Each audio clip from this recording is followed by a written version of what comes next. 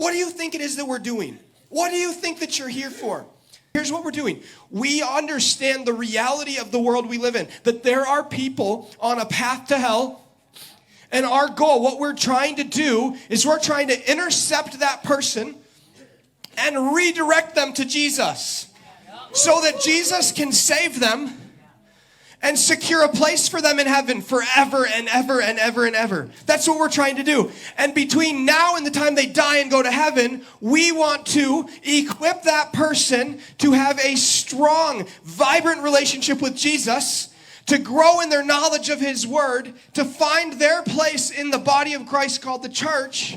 And then we want to equip them to go find the next person who's on the path to hell, so they can intercept that person, so they can redirect that person, so they can lead that person to Jesus, so Jesus can save that person and create a place for that person in heaven where they'll be with him forever and ever and ever and ever and ever. And then we want to help that person have a strong, vibrant relationship with Jesus. And then we want to help that person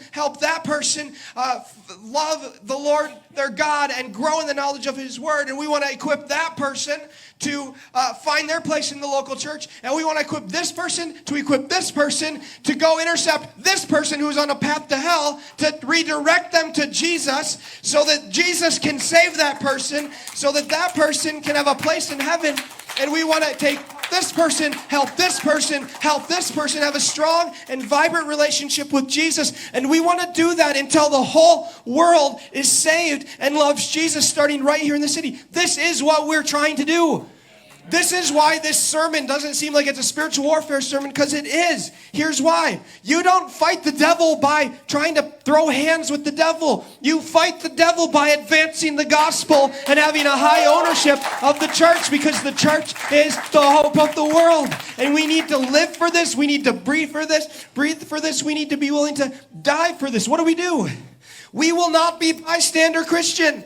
We will be growing Christians who have a high level of ownership for our own growth. If we're not growing, we're going to say, what can I change to start growing in my faith? We're going to take ownership of our own growth rather than making it everybody's fault. The pastor didn't preach good enough. The music was too loud or too soft. Not that that's ever a problem here, but it's somebody else's fault that I'm not growing. We're going to take ownership of our growth, and then we will reach people while we're growing, and we will be patient and help them grow. And we will love God's church.